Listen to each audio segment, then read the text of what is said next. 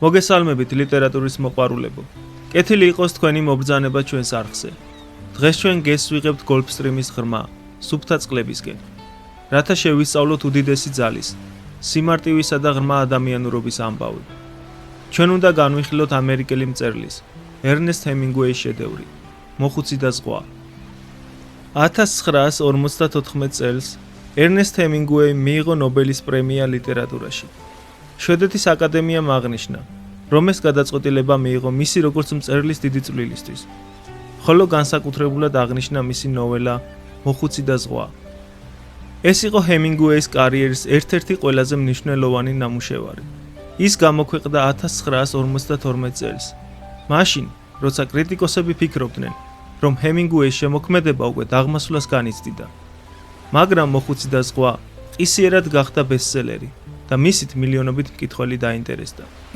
ეს არის ამბავი, რომელიც ერთი შეხედვით მარტივი ჩანს, მაგრამ ისეთივე ღრმა და იდუმალია, როგორც ამ წიგნში აღწერილი ოკეანი. ასე რომ, თუ მზად ხართ შეისწავლოთ ბრძოლისა და ღირსების ერთ-ერთი ყველაზე ძლიერი ისტორია, შემოგვიერთდით. მაგრამ სანამ დავიწყებდეთ განხილვას, თუ ეს ვიდეო თქვენთვის მოსაწონი აღმოჩნდება, გთხოვთ დააჭირეთ მოწონების ღილაკს. დატოვეთ კომენტარი თქვენი აზრის გამოსახატავად და რაც მთავარია, გამოიწერეთ ჩვენი არხი. რათა გავეცნოთ და ჩავუღრმავდეთ მსოფლიოს უდიდეს ლიტერატურულ ნაწარმოებებს. ახლა კი მოდით, შევხვდეთ მოხუცს.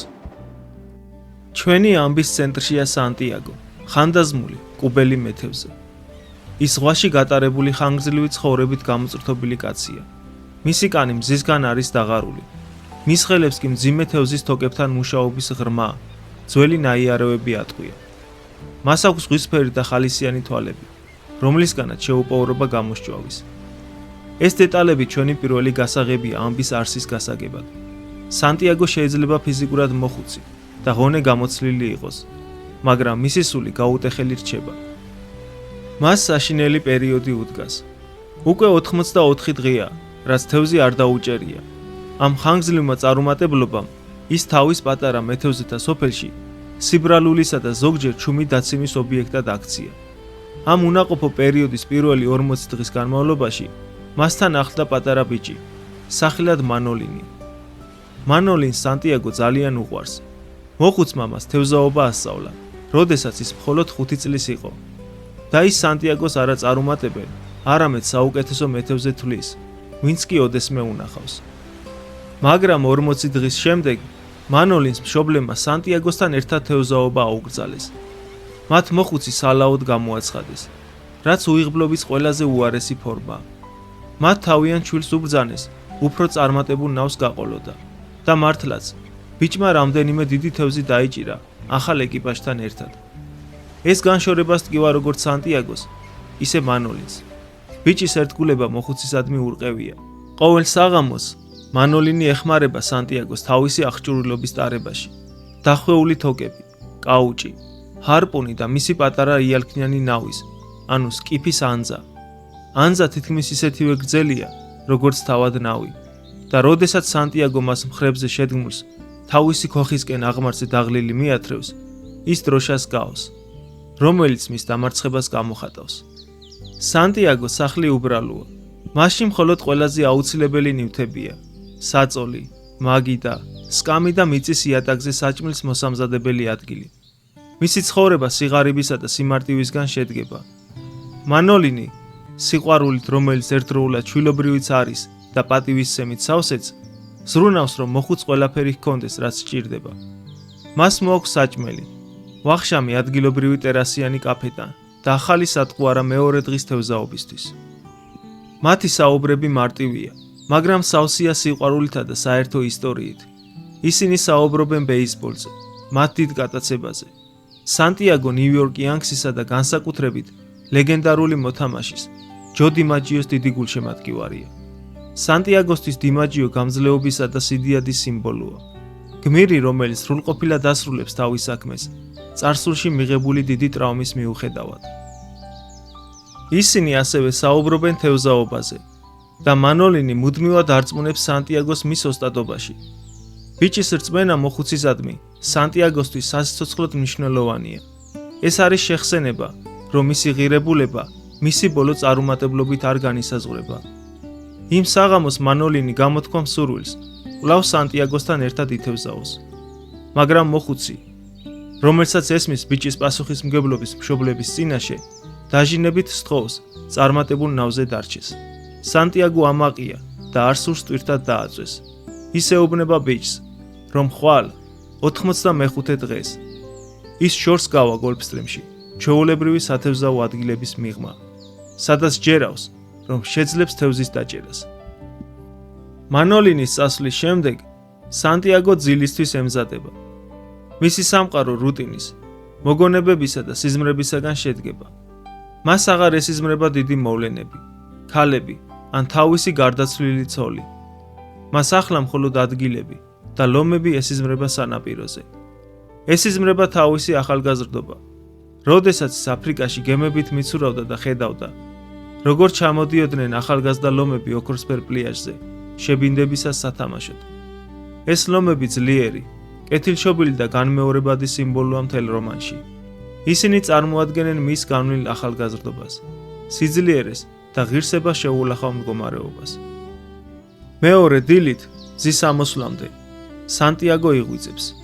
ის მანოლინის სახლში მიდის და მასაც აღვიძებს. ერთად განთიადის წინა სიბნელეში, ისინი ყავას სვამენ და სკიპს ამზადებენ. მუშაობენ სიჩუმეში. მათი კავშირი აშკარაა, რაც მათ შეთანხმებულ მოძრაობებში ჩანს. ისინი ერთმანეთს წარმატებას უსურვებენ და სანტიაგო თავის პატარა ნავს წყნარი ნავსადგურიდან უზარმაზა ბნელ ზღვაში გაიყვანს. როდესაც სანტიაგო ღრმა წყალში გაცურავს, ჩვენ მისი თვალებით ვიწყებთ სამყაროს აღქმას.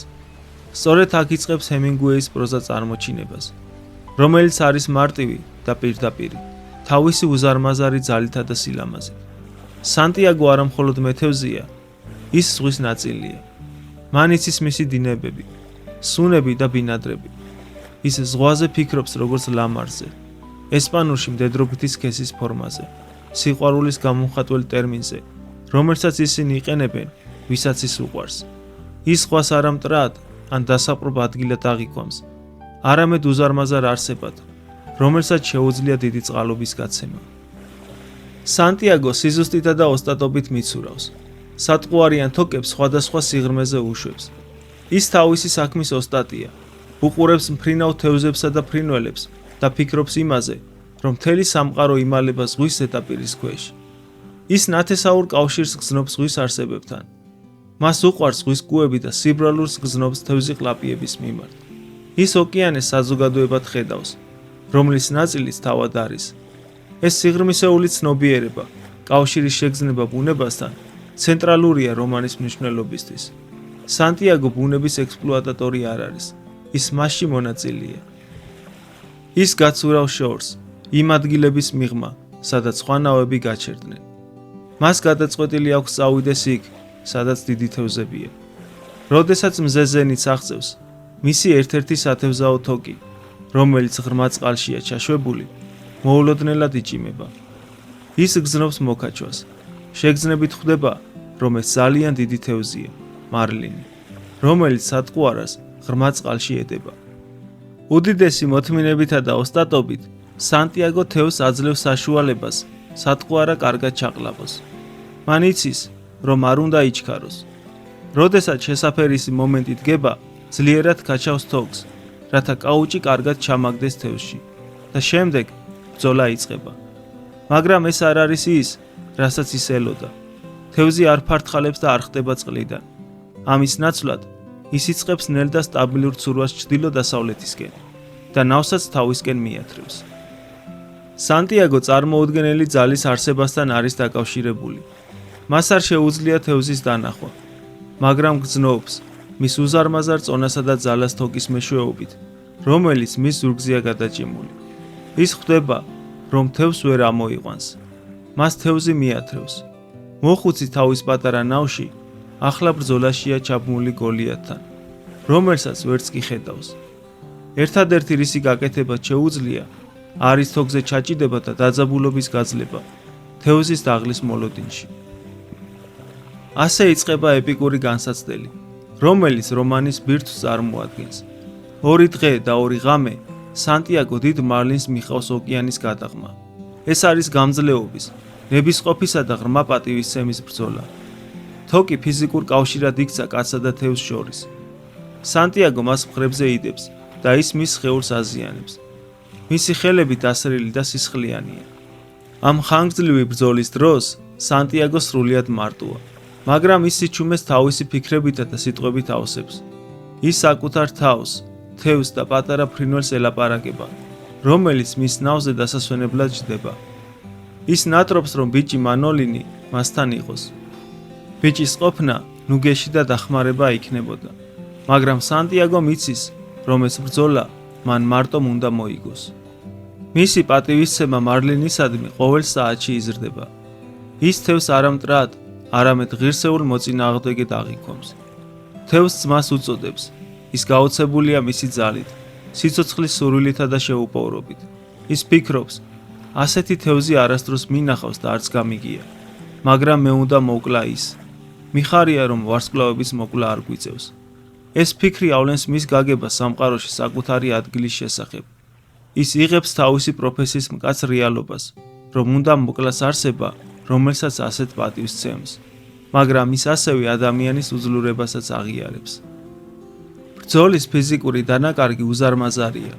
სანტიაგოს ხელი ეჭიმება და ღალატობს მას. გაბრაზებული და შერცხნილია საკუთარი სხეულის სისუსტის გამო. ის ძალის გამოყენებით შლის ხელს და მასაჟით აცოცხლებს მას. ის ჭამს უმთინუს, რათა ძალები მოიკრიბოს. მუდმივად დაჭიმული თოკის ჭერით ზურგის და მხრების ტკივილს განიცდის. მზი აჭერს და ღამით სცივა. ამ განსაცდელის განმავლობაში ის მუდმივად იყენებს შინაგანი ძალის რეზერვებს, რომლებიც მისი სიამაყითა და მოგონებებით საზრდოობს.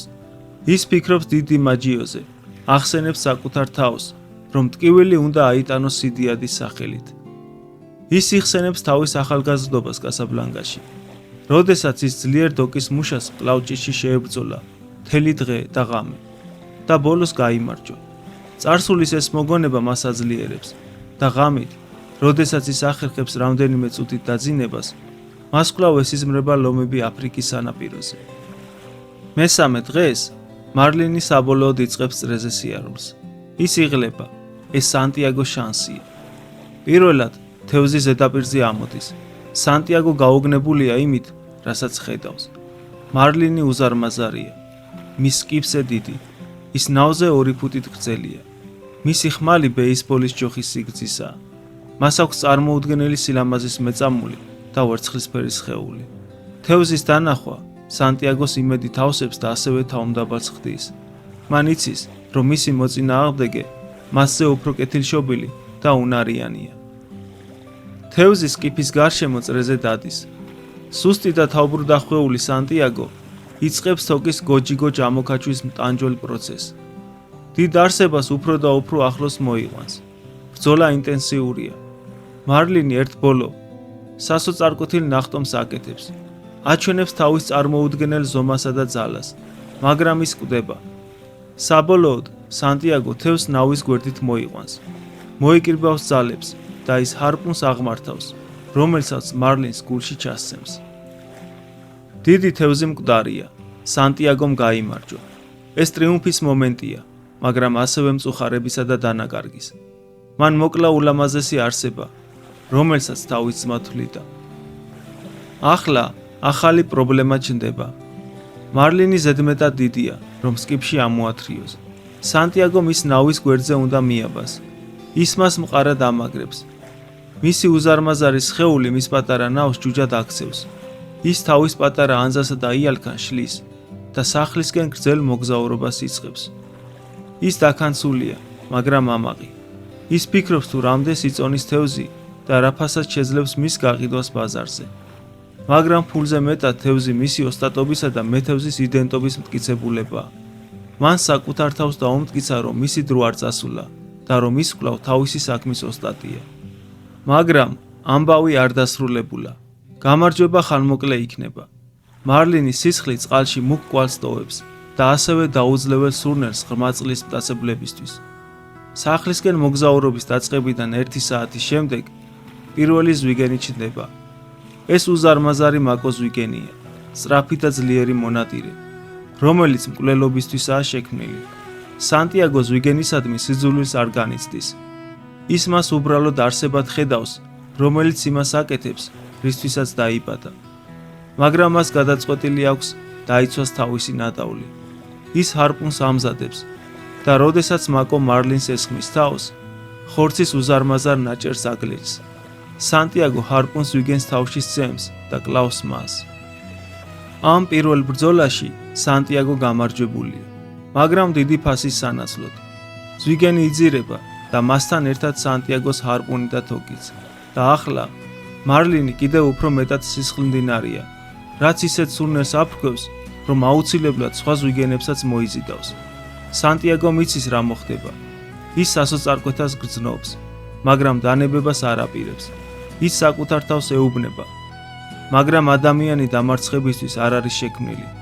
ადამიანი შეიძლება გაანადგურო, მაგრამ ვერ დაამარცხებ.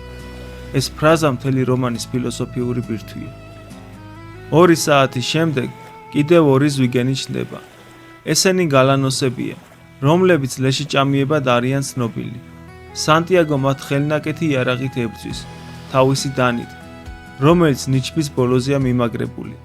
ის ორივეს კლავს, მაგრამ ისინი მარლინს მეოთხეც მოაგლეჯენ. ბრძოლა სასტიკი და დამღლელია. მან ისევ გაიმარჯვა, მაგრამ მისი თევზი ნადგურდება. იმ ღამეს გალანოსების ხროვა მოდის თევზის შესაჭმელად. სანტიაგო მათ დანიანი ნიჩბით ებრძვის, სანამ დანის პირი არ გადყდება. შემდეგ ის მათ ნავის საჭით, მოკლე მძიმე ჯოხით იგერიებს. ის მათ სიბნელეში ებრძვის. თევზის გადარჩენის ყოველგვარი იმედი დაკარგულია. ის იბრძვის, სანამ ჯოხს ხელიდან არ გამოსტაცებენ. ახლა მას არაფერი დარჩა, ხოლო შეუძლია იჯდეს და უყუროს, როგორ გლეჯენ ზვიგენები დარჩენილ ხორცს მისი ნადავლიდან. არაფერს ტოვებენ, გარდა ძვლებისა. ბრძოლა დასრულებულია, სანტიაგო დამარცხდა. ის მთელი ღამე მიცურავს და არაფერს გზნობს. ის ყოველგვარი გზნობის მიღმაა. როდესაც საბოლოოდ თავის მშობლიურ ნავსადგურს განთიადისას მიაღწევს, ნავს სანაპიროზე გამოათრევს.